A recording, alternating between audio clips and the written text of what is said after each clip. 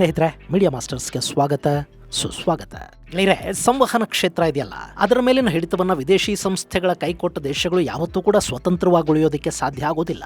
ಇದನ್ನು ಅರ್ಥ ಮಾಡ್ಕೊಂಡಿರೋ ಚೈನಾ ಅಲ್ಲಿ ವಿದೇಶಿ ಸೋಷಿಯಲ್ ಮೀಡಿಯಾಗಳಿಗೆ ಕೂಡ ಅವಕಾಶವನ್ನು ಕೊಡ್ತಾ ಇಲ್ಲ. ಅವರು ಫೇಸ್ಬುಕ್, ಯೂಟ್ಯೂಬ್, ಟ್ವಿಟರ್, ಇನ್ಸ್ಟಾ ಮುಂತಾದ ಪ್ಲಾಟ್ಫಾರ್ಮ್ಗಳಿಗೆ ಕೂಡ ಪರ್ಯಾಯವನ್ನ ತಮ್ಮಲ್ಲೇ ಕಂಡು ಹಿಡಿದಿದ್ದಾರೆ. ಭಾರತದಲ್ಲಿ ಇನ್ನೂ ಆ ಕೆಲಸ ಸಾಧ್ಯ ಆಗಿಲ್ಲ. ಆದ್ರೆ ಅಟ್ಲೀಸ್ಟ್ ಇಂಟರ್ನೆಟ್ ಮೇಲಿನ ಹಿಡಿತವಾದರೂ ಭಾರತದ ಕೈಲಿರ್ಬೇಕಲ್ವಾ? ಅದಕ್ಕೀಗ ಹೊಸ ಯೋಜನೆಯೊಂದು ಸಿದ್ಧ ಆಗ್ತಾ ಇದೆ. $15 ಬಿಲಿಯನ್ ಹೂಡಿಕೆಯೊಂದಿಗೆ 1650 ಸ್ಯಾಟಲೈಟ್ಗಳನ್ನ ಲೋ ಅರ್ತ್ ಆರ್ಬಿಟ್ಗೆ ಕಳುಹಿಸಿ ಸ್ವದೇಶಿ ಸ್ಟಾರ್ಲಿಂಕ್ ವ್ಯವಸ್ಥೆಯನ್ನ ಮಾಡೋದಿಕ್ಕೆ ಭಾರತದ ರಿಲಯನ್ಸ್ ಸಿದ್ಧ ಆಗ್ತಾ ಇರೋ ಬೆನ್ನಲ್ಲೇ ಅಮೆರಿಕಾದ ಭಾರತ ರಾಯಭಾರಿ ಸರ್ಗಿಯೋ ಗೋರ್ ಓಡೋಡಿ ಬಂದು ಅಮಿತ್ ಶಾ ಅವರನ್ನ ಮೀಟ್ ಮಾಡಿದ್ದಾರೆ. ಹಾಗಾದ್ರೆ ರಿಲಯನ್ಸ್ನ ಯೋಜನೆಗೂ ಅಮೆರಿಕಾದ ರಾಯಭಾರಿಗೂ ಏನ್ ಸಂಬಂಧ? ಅಮಿತ್ ಶಾ ಭೇಟಿಯ ಕಾರಣ ಏನು? ರಿಲಯನ್ಸ್ ಏನು ಮಾಡ್ತಾ ಇದೆ? ಅದರಿಂದ ಏನೆಲ್ಲ ಆಗತ್ತೆ? ಬನ್ನಿ ನೋಡೋಣ.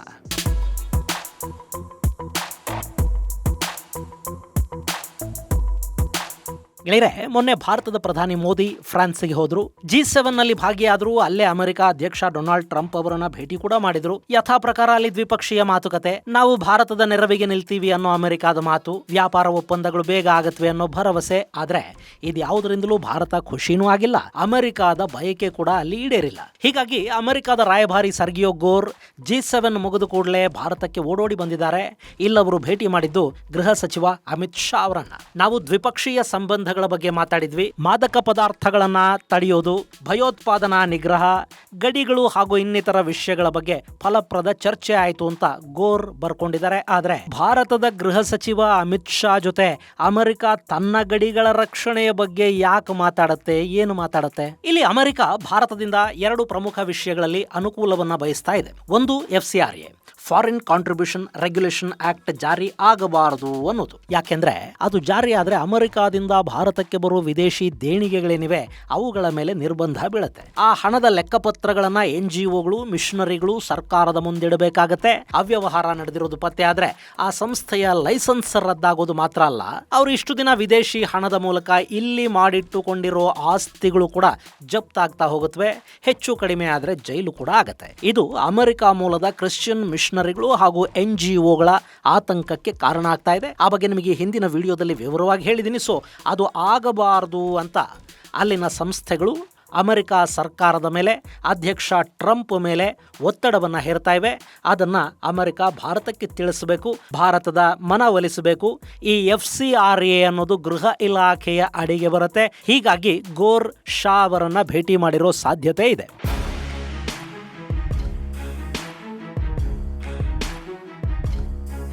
ಇನ್ನು ಎರಡನೆಯದರ ಹೆಸರು ಎಲನ್ ಮಸ್ಕ್. ಎಲನ್ ಮಸ್ಕ್ ಈಗ ಅಮೆರಿಕ ಮಾತ್ರ ಅಲ್ಲ, ಜಗತ್ತಿನ ಅತಿ ಶ್ರೀಮಂತ ಕೂಡ. ಆತ ಟ್ರಿಲಿಯನರ್, ಅಂದ್ರೆ $1,00,000 ಕೋಟಿ ಒಡೆಯ. ಮುಂದೆ ಅಮೆರಿಕದ ಚುನಾವಣೆಗೆ ಸ್ಪರ್ಧೆ ಮಾಡಿದ್ರೆ ಆಶ್ಚರ್ಯ ಪಡಬೇಕಿಲ್ಲ. ಆದ್ರೆ ಈಗ ಡೊನಾಲ್ಡ್ ಟ್ರಂಪ್ ಜೊತೆ ಮಸ್ಕ್ಗೆ ಮತ್ತೆ ರಾಜಿಯಾಗಿದೆ. ಅವರಿಬ್ಬರ ಸಂಬಂಧಗಳು ಚೆನ್ನಾಗಿವೆ. ಸ್ಟಾರ್ಲಿಂಕ್ ಕಂಪನಿ ಎಲನ್ ಮಸ್ಕ್ ಅವರದ್ದು. ಅದು ಸ್ಯಾಟಲೈಟ್ ಮೂಲಕ ಇಂಟರ್ನೆಟ್ ಸೌಲಭ್ಯವನ್ನು ಒದಗಿಸಿಕೊಡುತ್ತೆ. ಜಗತ್ತಿನ ನಾನಾ ದೇಶಗಳಲ್ಲಿ ಸ್ಟಾರ್ಲಿಂಕ್ ಕೆಲಸ ಮಾಡ್ತಾ ಇದೆ. ಭಾರತದ ಮಾರುಕಟ್ಟೆ ತುಂಬಾ ದೊಡ್ಡದು. ಇಲ್ಲಿಗೆ ಬರೋದಕ್ಕೆ ಸ್ಟಾರ್ಲಿಂಕ್ ಪ್ರಯತ್ನ ಪಡ್ತಾ ಇದೆ. ಇನ್ನು ಭಾರತದಲ್ಲಿ ಸ್ಟಾರ್ಲಿಂಕ್ ಇರಬಹುದು, ಅಮೆಜಾನ್ ಇರಬಹುದು, Kuiper, Eutelsat, OneWeb, Jio, SES ಮುಂತಾದ ಯಾವುದೇ ಉಪಗ್ರಹ ಸಂವಹನ ಸಂಸ್ಥೆ ಇರಬಹುದು, ಅವರೆಲ್ಲರಿಗೂ ಅನ್ವಯ ಆಗೋ ಹಾಗೆ ಒಂದಷ್ಟು ಷರತ್ತುಗಳನ್ನು ವಿಧಿಸಲಾಗಿದೆ. ಭಾರತದ ಬಳಕೆದಾರರ ದತ್ತಾಂಶವನ್ನು ವಿದೇಶಕ್ಕೆ ರವಾನೆ ಮಾಡೋ ಹಾಗಿಲ್ಲ, ಅಲ್ಲಿ ಅದನ್ನ ಸ್ಟೋರ್ ಮಾಡೋ ಹಾಗಿಲ್ಲ, ಡಿಕ್ರಿಪ್ಟ್ ಮಾಡೋ ಹಾಗಿಲ್ಲ, ಯಾವುದೇ ವಿದೇಶಿ ಸರ್ವರ್ಗೆ ಅದನ್ನ ಮಿರರ್ ಮಾಡೋ ಹಾಗಿಲ್ಲ. ಭಾರತದ ಬಳಕೆದಾರರ ಎಲ್ಲ ಸಂಪರ್ಕ ಭಾರತದೊಳಗಿನ ಗ್ರೌಂಡ್ ಸ್ಟೇಷನ್ ಮೂಲಕವೇ ಬರಬೇಕು. ಜೊತೆಗೆ ವೆಬ್ಸೈಟ್ ಬ್ಲಾಕಿಂಗ್, ಮೆಟಾಡೇಟಾ ಸಂಗ್ರಹ, ಸ್ವದೇಶಿ ನ್ಯಾವಿಗೇಷನ್ ವ್ಯವಸ್ಥೆಯ ಸಂಯೋಜನೆ ಇವೆಲ್ಲವನ್ನ ಭಾರತ ಕಡ್ಡಾಯಗೊಳಿಸಿದೆ. ಹಾಗೆ ವಾಣಿಜ್ಯ ಸೇವೆಯನ್ನು ಆರಂಭಿಸಿದ 5 ವರ್ಷಗಳ ಒಳಗೆ ಯಾವುದೇ ವಿದೇಶಿ ಸಂಸ್ಥೆ ಕನಿಷ್ಠ 20% ಸ್ವದೇಶೀಕರಣ ಅಂದರೆ ಇಂಡಿಜಿನೈಸೇಷನ್ ಅನ್ನು ಮಾಡಬೇಕು. ಇಂಥ ಷರತ್ತುಗಳನ್ನು ವಿಧಿಸಲಾಗಿದೆ. ಅವೆಲ್ಲವನ್ನ ಸ್ಟಾರ್ಲಿಂಕ್ ಕೂಡ ಒಪ್ಕೊಂಡಿತ್ತು. ಹೀಗಾಗಿ ಭಾರತ ಸ್ಟಾರ್ಲಿಂಕ್ ಸೇವೆಗೆ ನಮ್ಮಲ್ಲಿ ಅವಕಾಶವನ್ನು ಕೂಡ ಕೊಡ್ತು. ಆದರೆ ಅಂತಿಮ ಕ್ಷಣದಲ್ಲಿ ಗೃಹ ಇಲಾಖೆ ಆ ಅನುಮತಿಯನ್ನು ತಡೆ ಹಿಡಿದುಬಿಟ್ಟಿದೆ. ಸ್ಟಾರ್ಲಿಂಕ್ ಸಂಸ್ಥೆ ಭಾರತದ ಷರತ್ತುಗಳನ್ನು ಪೇಪರ್ ಮೇಲೆ ಏನೇ ಒಪ್ಪಿಕೊಂಡ್ರು ವಿದೇಶಿ ಸಂಸ್ಥೆಗೆ ಉಪಗ್ರಹ ಸಂವಹನ ಸೇವೆಗಳ ಅನುಮತಿಯನ್ನು ಕೊಟ್ಟರೆ ಅದು ನಾಳೆ ದೇಶದ ಭದ್ರತೆಗೆ ಸಮಸ್ಯೆ ಆಗಬಹುದು ಅನ್ನೋದು ಗೃಹ ಇಲಾಖೆಯ ಅನುಮತಿ ಸಿಗದೇ ಇರೋದಕ್ಕೆ ಕಾರಣ ಆಗ್ತಾ ಇರೋ ಅಂಶ. ಗೆಳೆಯರೆ, ಸ್ಟಾರ್ಲಿಂಕ್ ಅನ್ನೋದು ಅಮೆರಿಕ ಮೂಲದ ಸಂಸ್ಥೆ, ಏಕವ್ಯಕ್ತಿಯ ಒಡೆತನದಲ್ಲಿರೋ ಸಂಸ್ಥೆ. ರಷ್ಯಾ ಯುಕ್ರೇನ್ ಯುದ್ಧ ಆಗ್ತಿದ್ದ ಸಂದರ್ಭದಲ್ಲಿ ಯುಕ್ರೇನ್ ಬಯಸಿದ ಸೇವೆಯನ್ನ ಕೊಡೋದಕ್ಕೆ ಸ್ಟಾರ್ಲಿಂಕ್ ನಿರಾಕರಿಸಿತು. ಹಾಗೆ ಝೆಪೊರಿಜಿಯಾದಲ್ಲಿ ಯುಕ್ರೇನ್ ಮೇಲೆ ದಾಳಿ ಮಾಡೋದಕ್ಕೆ ರಷ್ಯಾ ಇದೇ ಸ್ಟಾರ್ಲಿಂಕ್ ನ ಸ್ಯಾಟಲೈಟ್ ಸರ್ವಿಸ್ ಅನ್ನೇ ಬಳಸ್ಕೊಳ್ತು ಅನ್ನೋ ಆರೋಪಗಳು ಕೇಳಿ ಬಂದವು. ಈ ಬಗ್ಗೆ ತನಿಖೆ ಆಗಬೇಕು ಅಂತ ಅಮೆರಿಕದ ಡೆಮೊಕ್ರಾಟಿಕ್ ಸಂಸದರು ಒತ್ತಾಯ ಮಾಡಿದ್ರು. ಆದ್ರೆ ಈ ಆರೋಪಗಳನ್ನ ಸ್ಟಾರ್ಲಿಂಕ್ ನಿರಾಕರಿಸಿತು. ಇನ್ನು ಅಮೆರಿಕ ಹಾಗೂ ಇರಾನ್ ನಡುವಿನ ಸಂಘರ್ಷದ ಸಮಯದಲ್ಲಿ ಇರಾನ್ ಸ್ಟಾರ್ಲಿಂಕ್ಗೆ ಅನುಮತಿಯನ್ನ ಕೊಡದೇ ಇದ್ರೂ ಕೂಡ ಅಲ್ಲಿ ಸ್ಟಾರ್ಲಿಂಕ್ ನೆಟ್ವರ್ಕ್ ಅನ್ನ ಇರಾನ್ನ ಆಡಳಿತ ವಿರೋಧಿಗಳು ಬಳಕೆ ಮಾಡ್ಕೊಂಡ್ರು. ಅಲ್ಲಿನ ಇಂಟರ್ನೆಟ್ ಬ್ಯಾನ್ ಮಾಡಿದ್ರು. ಇರಾನ್ ತನ್ನ ದೇಶದೊಳಗೆ ಇಂಟರ್ನೆಟ್ ಮೇಲೆ ನಿರ್ಬಂಧ ವಿಧಿಸಿದ ನಂತರ ಕೂಡ ಸ್ಟಾರ್ಲಿಂಕ್ ಸ್ಯಾಟಲೈಟ್ ಸರ್ವಿಸ್ ಅನ್ನು ಬಳಸಿ ಇಂಟರ್ನೆಟ್ ಸಂಪರ್ಕ ಪಡೆದುಕೊಳ್ಳುವ ಮತ್ತು ಅಲ್ಲಿನ ಸರ್ಕಾರದ ನಿರ್ಬಂಧಗಳ ನಡುವೆಯೂ ಅಲ್ಲಿ ಸಂವಹನವನ್ನ ಮುಂದುವರಿಸುವ ಕೆಲಸ ನಡೀತು. ಹೀಗಾಗಿ ಇರಾನ್ನ ಆಡಳಿತ ಎಲ್ಲೆಲ್ಲಿ ಸ್ಟಾರ್ಲಿಂಕ್ ನ ಅನಧಿಕೃತ ಗ್ರೌಂಡ್ ಸ್ಟೇಷನ್ಗಳಿವೆ ಅನ್ನೋದನ್ನು ಹುಡುಕಿ ಅವುಗಳನ್ನ ನಾಶ ಮಾಡಬೇಕಾಗಿ ಬಂತು. ಅದೇ ಒಂದು ದೊಡ್ಡ ಕೆಲಸ ಕೂಡ ಅವರಿಗೆ ಆಯ್ತು. ಅದು ಇರಾನ್. ಅಲ್ಲಿ IRGC ಇದೆ, ಸರ್ವಾಧಿಕಾರಿಯ ಆಡಳಿತ ಇದೆ, ಆಡಳಿತದಲ್ಲಿ ಬಿಗಿ ಇದೆ. ಹೀಗಾಗಿ ಸ್ಟಾರ್ಲಿಂಕ್ ನ ಗ್ರೌಂಡ್ ಸ್ಟೇಷನ್ಗಳನ್ನ ಹುಡುಕಿ ಅವುಗಳನ್ನ ನಾಶ ಮಾಡೋದು ಅವರಿಗೆ ಕಷ್ಟ ಆಗಲಿಲ್ಲ. ಆದ್ರೆ ಭಾರತದಂಥ ದೇಶದಲ್ಲಿ ಹಾಗೇನಾದ್ರೂ ಆದ್ರೆ ಇಲ್ಲಿನ ವ್ಯವಸ್ಥೆಗೆ ಸ್ಟಾರ್ಲಿಂಕ್ ಅನ್ನ ಕಂಟ್ರೋಲ್ ಮಾಡೋದು ತುಂಬಾನೇ ಕಷ್ಟ ಆಗುತ್ತೆ. ಒಂದ್ ವೇಳೆ ಅವರಿಗೆ ಅನುಮತಿ ಕೊಟ್ಟು ನಾಳೆ ಸರ್ವಿಸ್ ಅನ್ನು ಸ್ಟಾಪ್ ಮಾಡಿ ಅಂತ ಸರ್ಕಾರ ಹೇಳಿದ್ರೂ ಕೂಡ ಅವರು ಕೇಳದೇ ಇರೋ ಚಾನ್ಸ್ ಇರುತ್ತೆ. ಇಲ್ಲವರು ವಾಕ್ ಸ್ವಾತಂತ್ರ್ಯ, ಮಾನವ ಹಕ್ಕುಗಳು, ಮಾತಾಡುವ ಸ್ವಾತಂತ್ರ್ಯ, ಇಂಟರ್ನೆಟ್ ಸ್ವಾತಂತ್ರ್ಯ ಇಂಥವುಗಳ ಬಗ್ಗೆ ಮಾತಾಡೋದಕ್ಕೆ ಶುರು ಮಾಡ್ತಾರೆ.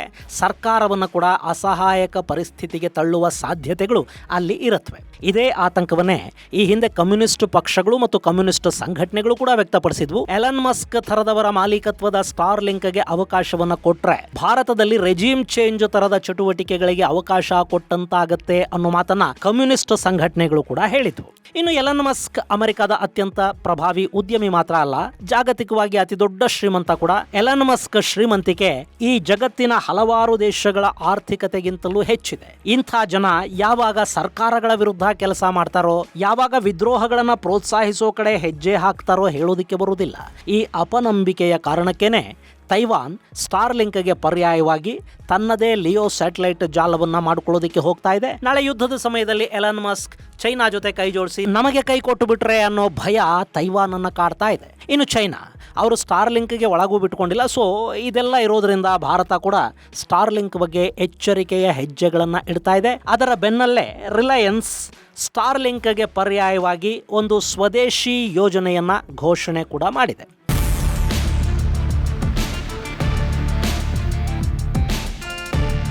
ರಿಲಯನ್ಸ್ ಇಲ್ಲಿ ಈಗಾಗಲೇ ಸ್ಯಾಟಲೈಟ್ ಮೂಲಕ ಇಂಟರ್ನೆಟ್ ಸರ್ವಿಸ್ ಅನ್ನ ಕೊಡ್ತಾ ಇದೆ. ಆದರೆ ಅದು ಸ್ಟಾರ್ಲಿಂಕ್ ಅಷ್ಟು ಪ್ರಭಾವಶಾಲಿಯಾಗಿಲ್ಲ. ಇಲ್ಲಿ ಸ್ಯಾಟಲೈಟ್ಗಳ ಬಗ್ಗೆ ನಿಮಗೊಂದು ಸಣ್ಣ ಮಾಹಿತಿಯನ್ನು ಕೊಟ್ಟು ಬಿಡ್ತೀನಿ. ಉಪಗ್ರಹಗಳಲ್ಲಿ 3 ಥರ.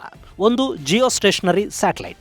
ಇದು ಸುಮಾರು 36,000 ಕಿಲೋಮೀಟರ್ ಎತ್ತರದಲ್ಲಿರುತ್ತೆ.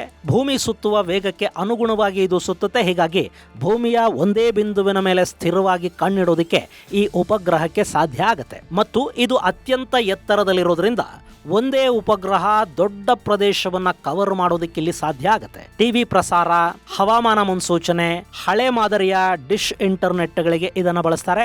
ಆದರೆ ದೂರ ಜಾಸ್ತಿ ಆಗೋದ್ರಿಂದ ಸಿಗ್ನಲ್ ಬರೋದಕ್ಕೆ ಹೆಚ್ಚು ಸಮಯ ಬೇಕಾಗುತ್ತೆ. ಇದರ ಲೇಟೆನ್ಸಿ ಹೆಚ್ಚಿರುತ್ತೆ. ಗೇಮಿಂಗ್, ವಿಡಿಯೋ ಕಾಲ್ ಮುಂತಾದವುಗಳಿಗೆ ಇದು ಸರಿ ಹೊಂದೋದಿಲ್ಲ. ಇನ್ನು ಎರಡನೆಯದ್ದು ಲೋ ಅರ್ತ್ ಆರ್ಬಿಟ್, ಲಿಯೋ. ಸುಮಾರು 340ರಿಂದ 1,200 ಕಿಲೋಮೀಟರ್ ಎತ್ತರದಲ್ಲಿರುತ್ತೆ. ಈಗ ಸ್ಟಾರ್ಲಿಂಕ್ ಇದೇ ಥರದ ಲಿಯೋ ಸ್ಯಾಟಲೈಟ್ಗಳನ್ನು ಬಳಸ್ತಾ ಇದೆ. 540ರಿಂದ 570 ಕಿಲೋಮೀಟರ್ ಎತ್ತರದಲ್ಲಿ ಈ ಉಪಗ್ರಹಗಳನ್ನಿರಿಸಿದ್ದಾರೆ. ಇವು ಬಹಳ ವೇಗವಾಗಿ ಸುತ್ತುತ್ತವೆ. ಸುಮಾರು 90 ನಿಮಿಷಕ್ಕೆ ಭೂಮಿಯನ್ನ ಒಂದು ಸುತ್ತು ಹಾಕಿಬಿಡುತ್ತವೆ. ಸೊ ಇಲ್ಲಿ ನಿರಂತರವಾದ ಕವರೇಜ್ ಬೇಕಾಗುತ್ತೆ. ಅಂದ್ರೆ ಉಪಗ್ರಹಗಳ ಸಂಖ್ಯೆ ಹೆಚ್ಚಿರಬೇಕಾಗುತ್ತೆ. ಉಪಗ್ರಹಗಳ ಗುಂಪಿನ ಅಗತ್ಯನೇ ಇಲ್ಲಿರುತ್ತೆ. ಈಗ ಸ್ಟಾರ್ಲಿಂಕ್ ಇದನ್ನೇ ಮಾಡಿದೆ. ಈ ಮೂಲಕ ಮನೆಗಳಿಗೆ, ಕಚೇರಿಗಳಿಗೆ ಬಳಸುವ ಬ್ರಾಡ್ಬ್ಯಾಂಡ್, ಗ್ರಾಮೀಣ ಪ್ರದೇಶದಲ್ಲಿ ವೈರ್ ಇಲ್ಲದ ಇಂಟರ್ನೆಟ್ ಬಳಕೆ, ಯುದ್ಧ ಭೂಮಿಗಳಲ್ಲಿನ ಸಂವಹನಕ್ಕೆಲ್ಲ ಇದು ಬಳಕೆ ಆಗ್ತಾ ಇದೆ. ಇನ್ನು ಮೂರನೆಯದ್ದು ಮಿಡ್ ಅರ್ತ್ ಆರ್ಬಿಟ್, MEO.